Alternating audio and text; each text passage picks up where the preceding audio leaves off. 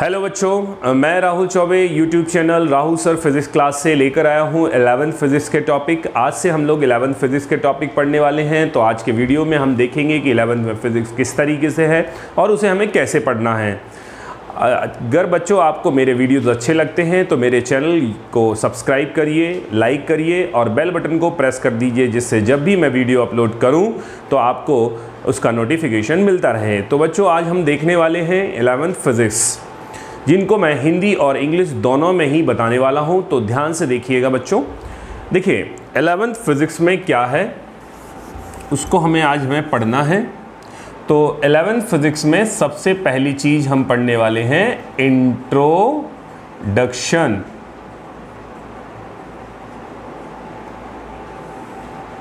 Introduction सबसे पहली चीज़ introduction में है क्या?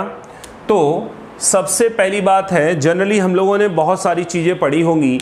हम हमेशा बोलते रहते हैं साइंस, विज्ञान, हम विज्ञान पढ़ने वाले हैं, हम साइंस पढ़ने वाले हैं, हम साइंस लेने वाले हैं, या हमारा सब्जेक्ट साइंस रहेगा। तो ये साइंस है क्या, ये विज्ञान है क्या? आज सबसे पहले हम यही चीज़ समझेंगे कि साइंस है क्या और हम इसे पढ़ते क्यों हैं।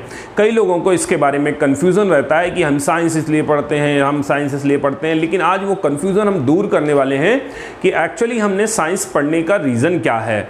तो साइंस है क्या? तो साइंस है क्या? तो मैं आपको बता देना चाहता हूं कि the science coming from a word name is called the scientia. The scientia is a Latin word. ये एक लैटिन वर्ड है जिससे साइंस लिया गया है, और साइंटिया का मतलब होता है टू नो।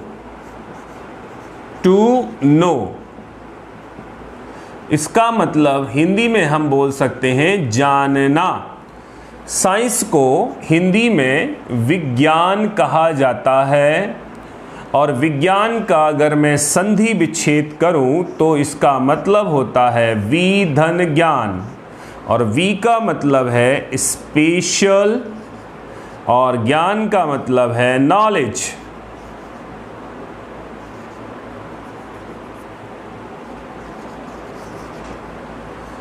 सो बच्चों सबसे पहली चीज़, द साइंस कहाँ से बना, साइंस को कहाँ से बनाया गया? तो भैया जब हम साइंस के बारे में पढ़ते हैं तो क्यों पढ़ते हैं, उसका रीज़न ये है कि हम किसी भी चीज़ को जानना चाहते हैं। जब हम किसी चीज़ को जानने की बात करते हैं तो हम उसके विज्ञान की बात करते हैं, उसकी साइंस की बात करते हैं। तो जब भी किसी चीज़ को जानना है, कैसे जानना है? देखिए, तो आंसर है, साइंस की डेफिनेशन कहती है the science coming from a word name is called the scientia, and the scientia meaning is to know. And when we want to the summarize systematic knowledge, special knowledge about a particular thing, जब हम किसी भी चीज़ के बारे में कोई विशेष ज्ञान प्राप्त करना चाहते हैं तब हम पढ़ते हैं उसका विज्ञान। फॉर एग्जाम्पल, मैंने अगर बच्चों से ये पूछा, या आपसे मैं ये पूछ रहा हूँ कि व्हाट इज़ दिस, तो आप कहोगे obviously sir this is a marker. मैं पूछूंगा व्हाई इट इज़ यूज, किसका उपयोग क्यों करते हैं, तो आप कहोगे this is for writing purpose.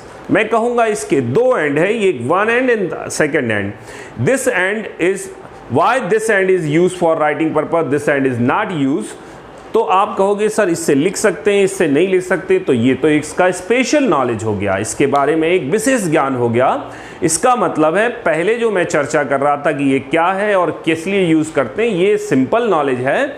और जब मैंने कहा कि कोई एंड ही क्यों लिख पाता है, तो ये इसका स्पेशल नॉलेज हो गया। अब मैं इसके अंदर और जाऊंगा कि इसमें भरा हुआ जो केमिकल है, इंक है, वो कौन सा केमिकल है, ये भी स्पेशल नॉलेज हो गया। यही केमिकल क्यों लिख पाता है, अगर मैं उसके अंदर वाटर भर दूं तो क्या लिखा जा सकता है, ये भी स्पेशल नॉलेज हो गया। इसका मतलब है हम मार्कर के बारे में उसके अंदर की बातें, उसकी स्पेशल बातें, उसकी विशेष बातें पता कर रहे हैं। इसका मतलब है हम उसके किसके बारे में बात चर्चा कर रहे हैं, विज्ञान के बारे में, और इसी को साइंस कहते हैं। तो साइंस है क्या? The science is the systematic summarise knowledge about a particular thing gained by the experiment। किसी भी प्रयोगों के आधार पर किसी वस्तु के बारे में विशेष ज्ञान को प्राप्त करना ही विज्ञान कहलाता है। तो बच्चों, मुझे लगता है आपको साइंस के बारे में समझ में आया होगा। अब हमारे चारों तरफ जितनी भी चीज़ें हैं, जब हम उनके बारे में स्पेशल नॉलेज गेन करना चाहते हैं तो हम ऑब्वियसली क्या पढ़ना स्टार्ट कर देते हैं, साइंस। मैं उसके साइंस के बारे में पता कर रहा हूँ या मैं उसके विज्ञान के बारे में पता कर रहा हूँ। तो हम एक्चुअली साइंस पढ़ने का रीज़न क्या है, ये आपको समझ में आया कि हम किसी भी चीज़ के बारे में उसके विशेष या स्पेशल नॉलेज गेन करना चाहते हैं। सिंपल नॉलेज ना लेकर स्पेशल नॉलेज। जैसे कि फैन है, वो घूमता है, मैं पूछूंगा फैन क्यों यूज़ करते हैं, तो ऑब्वियसली आप कहेंगे this is for air purpose, ये हमें हवा देता है। फिर मैं कहूँगा कि ये एक इस डायरेक्शन में या इस डायरेक्शन में ही क्यों रोटेट होता है, and how can be rotated, तो ये उसका स्पेशल नॉलेज हो गया, जो हमें कहाँ से पता चल सकता है, साइंस से या विज्ञान से। इसीलिए हम विज्ञान को पढ़ते हैं। तो बच्चों, अभी हमने देखा कि साइंस क्या होती है। तो what is the definition of science? Science की डेफिनेशन क्या है? The special knowledge gained by through systematic and organised observation and experiment is called the science. तो किसी भी चीज़ के बारे में विशेष ज्ञान, एक नियमित व्यवस्था के द्वारा विशेष ज्ञान किसके आधार पर, प्रयोगों के आधार पर प्राप्त करना विज्ञान कहलाता है। तो ये हुई साइंस की डेफिनेशन। तो बच्चों, साइंस जो है, साइंस को दो पार्ट में डिवाइड किया गया है। जो हम साइंस भी पढ़ते हैं वो हमें कैसे पढ़ना है, कब कौन सी साइंस के बारे में पढ़ना है, वो सारी चीज़ें मैं यहाँ बताने वाला हूँ। साइंस को दो पार्ट में डिवाइड किया गया है। एक तो है फिजिकल साइंस, और इस फिजिकल साइंस के ये पार्ट्स होते हैं, और दूसरी साइंस होती है बायोलॉजिकल साइंस। बायोलॉजिकल साइंस के ये दो पार्ट होते हैं। अब फिजिकल साइंस के जो पार्ट हैं वो कौन कौन से हैं, तो आंसर है, हमने सुना होगा, physics, chemistry, mathematics, geology and astronomy. There are ना 5 नंबर ऑफ पार्ट, 5 भाग हैं किसके, फिजिकल साइंस के। जब भी हम फिजिक्स पढ़ते हैं, केमिस्ट्री पढ़ते हैं, मैथमेटिक्स पढ़ते हैं, जियोलॉजी पढ़ते हैं, एस्ट्रोनॉमी पढ़ते हैं, तो हम क्या पढ़ने वाले हैं, फिजिकल साइंस। फिजिकल साइंस के 5 पार्ट हो गए। अच्छा, यहाँ पर आती है बायोलॉजिकल साइंस। बायोलॉजिकल साइंस के 2 पार्ट होते हैं, एक जूलॉजी होता है और एक बॉटनी होता है। बायोलॉजिकल साइंस मतलब हम लिविंग थिंग्स के बारे में जब पढ़ने वाले होते हैं, सजीव वस्तुओं के बारे में पढ़ने वाले होते हैं। जैसे कि जूलॉजी जो है, जिसको हम जीव विज्ञान के नाम से जानते हैं, तो जब भी हम ह्यूमन बॉडी या किसी मानव शरीर या फिर किसी जानवर के बारे में पढ़ते हैं, तो उसकी बॉडी से रिलेटेड जो भी बात होती है वो जूलॉजी में होती है। लेकिन अगर हम किसी प्लांट से रिलेटेड, किसी पेड़ पौधों से रिलेटेड चर्चा कर रहे हैं, तो बॉटनी, जिसको हिंदी में वनस्पति विज्ञान कहते हैं। तो अगर मैं इसको बात करूं तो इसको बोलते हैं भौतिकी, इसको बोलते हैं रसायन विज्ञान, इसको आप ऐसे बोल सकते हैं भौतिक विज्ञान, इसको बोलते हैं गणित,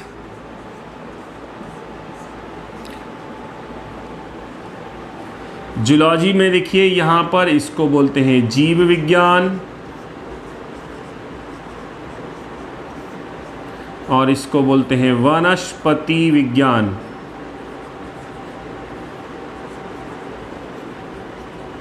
ये जो 2 ब्रांचें हैं, इनके बारे में ज़्यादा चर्चा नहीं करनी है, हमें इनके बारे में चर्चा करनी है, इसलिए भौतिक विज्ञान, रसायन विज्ञान और गणित के बारे में बात करते हैं।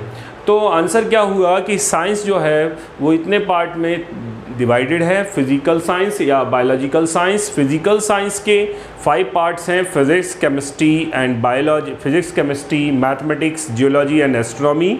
जबकि बायोलॉजिकल साइंस की बात है जियोलॉजी एंड बॉटनी। तो इसका मतलब है अगर आपने पीसीएम लिया है, कि अगर आपने फिजिक्स, केमिस्ट्री और मैथमेटिक्स 12th में लिया है, 11th क्लास में चुना हुआ है, इसका मतलब है you are belong from physical science. And अगर आपने पीसीबी चुना हुआ है तो you are belong from physical science and biological science, मतलब आप पीसीएम के हो तो आप फिजिकल साइंस की स्टडी करने वाले हो, और अगर आप पीसीबी के हो तो इसका मतलब है आप फिजिकल साइंस भी पढ़ोगे और बायोलॉजिकल साइंस भी पढ़ोगे। तो ये था हमारा साइंस के बारे में कि साइंस क्या होता है, साइंस के कितने पार्ट होते हैं, हम उसे कैसे स्टडी करते हैं। अब मेन क्वेश्चन आता है, यहां पर पेपर में बहुत बार पूछा जाता है, what is the actual science. Actual science कौन सी है, एक्चुअली विज्ञान किसे कहते हैं। तो आपको मैं जो सब्जेक्ट पढ़ा रहा हूं जिसका नाम है क्या, फिजिक्स, फिजिक्स को ही क्या बोला जाता है, actual science. Physics is called actual science. जाती है कि यहां पर मैथमेटिक्स क्या होती है, तो आंसर है हमें फिजिक्स को पढ़ने के लिए मैथमेटिक्स आना आवश्यक है, क्योंकि जैसे मेरी लैंग्वेज, मैं हिंदुस्तानी हूं और मेरी हिंदी मदर टंग है, इसका मतलब है इसी तरीके से फिजिक्स को पढ़ने के लिए भी एक मदर टंग की या उसकी मातृभाषा या उसकी भाषा का पता होना चाहिए। तो mathematics is the language of physics. Mathematics जो है वो फिजिक्स की लैंग्वेज है। तो हमने बच्चों सीखा कि साइंस क्या है, साइंस को कैसे पढ़ते हैं। तो साइंस को हम दो पार्ट में पढ़ते हैं, फिजिकल साइंस, बायोलॉजिकल साइंस। जब हम फिजिक्स, केमिस्ट्री और मैथ पढ़ते हैं तो हम साइंस ही पढ़ रहे हैं। मैथ भी साइंस का पार्ट है, केमिस्ट्री भी साइंस का पार्ट है, फिजिक्स भी साइंस का पार्ट है, बट कौन सी साइंस है, वो फिजिकल साइंस है। लेकिन जब हम जूलॉजी और बॉटनी पढ़ते हैं तो हम बायोलॉजिकल साइंस पढ़ते हैं। इसमें जो सबसे ज्यादा बात आती है वो किसकी आती है, जो सब्जेक्ट मैं आपको पढ़ा रहा हूं जिसका नाम फिजिक्स है, वही हमारी एक्चुअल साइंस कहलाती है। तो जब हम फिजिक्स पढ़ लेते हैं तो हमें एक्चुअल साइंस के बारे में पता चल जाता है, इसलिए कहेंगे फिजिक्स एक्चुअल साइंस कहलाती है। और मैथमेटिक्स क्या है, तो मैथमेटिक्स इस साइंस को पढ़ने की लैंग्वेज है। तो mathematics is the language of physics. तो बच्चों अभी हम लोगों ने सीखा कि फिजिक्स जो है वो हमारी एक्चुअल साइंस है। अब इस एक्चुअल साइंस को कैसे हम स्टडी करेंगे, हम क्यों पढ़ते हैं, क्या रीजन है, फिजिक्स होती क्या है। तो बच्चों फिजिक्स जो है या भौतिक विज्ञान जो है वो ग्रीक वर्ड है जिसका नाम है फ्यूसिस, और इस फ्यूसिस का मतलब होता है नेचर। नेचर को हिंदी में बोलते हैं प्रकृति, अर्थात हमारी जो फिजिक्स है वो नेचर के स्टडी के बारे में बात करती है। तो नेचर जो होता है, तो हमारी फिजिक्स की डेफिनेशन कहेगी कि the branch of science which deals with the study about the nature and natural phenomena is called physics. मतलब भौतिक विज्ञान, विज्ञान की वह शाखा है जिसके अंतर्गत हम क्या करते हैं, हम नेचर के बारे में या प्रकृति के बारे में अध्ययन करते हैं। अब जो हमारे चारों तरफ जितनी भी चीजें होती हैं उसको हमारा नेचर बोला जाता है। लेकिन जब नेचर की बात की जाए तो नेचर में दो चीजें ही होती हैं, या तो नेचर में मैटर होता है या नेचर में एनर्जी होती है। क्वेश्चन अब राइज हुआ कि मैटर क्या होता है भाई। तो मैटर वो चीज होती है जो कि जिसके पास में मास होता है, द्रव्यमान होता है। तो जिसके पास मास है, जो स्पेस को ऑक्युपाई कर रहा है और जिसे हम अपने सेंस ऑर्गन से फील कर सकते हैं, उसे सबको क्या कहते हैं, मैटर। तो जो जो स्पेस को ऑक्युपाई करता है, जिसके पास मास होता है, वो क्या क्या हो सकता है। तो आंसर है वो तीन चीजें हो सकती हैं, या तो वो सॉलिड है, या तो वो क्या है, लिक्विड है, या फिर वो गैस है। सॉलिड, लिक्विड और गैस तीनों के पास में मास होता है और वे स्पेस को ऑक्युपाई करते हैं, जिनको हम अपने सेंस ऑर्गन से फील भी कर सकते हैं। But energy is what, the energy is something which neither has mass nor occupy the space. ना तो इसके पास मास होगा, ना ये स्पेस को ऑक्युपाई करेगी, बट इसे हम अपने सेंस ऑर्गन से फील कर सकते हैं। तो एनर्जी में कौन कौन आ जाएगा, तो हमारे चारों तरफ है sound, sound is the form of energy. हमारे चारों तरफ है light, light is the form of energy. फिर हमारे चारों तरफ की बात और भी की जाए तो हमारे पास में है heat, heat is the form of energy. फिर है electricity, electricity is the form of energy. So ये सारी जो चीजें हैं वो फॉर्म है क्या, एनर्जी। तो बच्चों बहुत इंपॉर्टेंट चीज मैं आपको बता रहा हूं कि फिजिक्स जो है वो एक्चुअली नेचर की स्टडी करती है। तो जब हमें अपने चारों तरफ जो भी नेचर में पाई जाने वाली चीजें हैं उनकी स्टडी करनी पड़ती है, उनके स्पेशल नॉलेज को गेन करना पड़ता है, तो क्या पढ़ना पड़ेगा भाई? फिजिक्स। तो एक्चुअली हम फिजिक्स पढ़ना इसलिए चाहते हैं जिससे हमें अपने चारों तरफ के नेचर में पाई जाने वाली सारी चीजों के बारे में स्पेशल नॉलेज मिल जाए। और हमारे चारों तरफ जो भी चीजें पाई जाती हैं वो या तो सॉलिड है, लिक्विड गैस है, या फिर वो क्या है? एनर्जी है। तो पूरी फिजिक्स में आप हमेशा या तो मैटर के बारे में पढ़ोगे या फिर एनर्जी के बारे में पढ़ोगे, या तो मैटर या तो एनर्जी, या तो मैटर या तो एनर्जी। हमारा एक साउंड का चैप्टर आएगा तो हम एनर्जी पढ़ रहे होंगे, लाइट का चैप्टर आएगा तो हम एनर्जी पढ़ रहे होंगे, सॉलिड लिक्विड रिलेटेड गैस से आएगा तो हम क्या पढ़ रहे होंगे? मैटर पढ़ रहे होंगे। तो ये सारा जो है हमारा फिजिक्स है और इस फिजिक्स को ही हम पढ़ने वाले हैं। और इन फिजिक्स को हम कैसे पढ़ेंगे, क्या क्या चीजें होती हैं, हम उसके आगे और भी सीखने वाले हैं। तो ध्यान से देखते रहिए।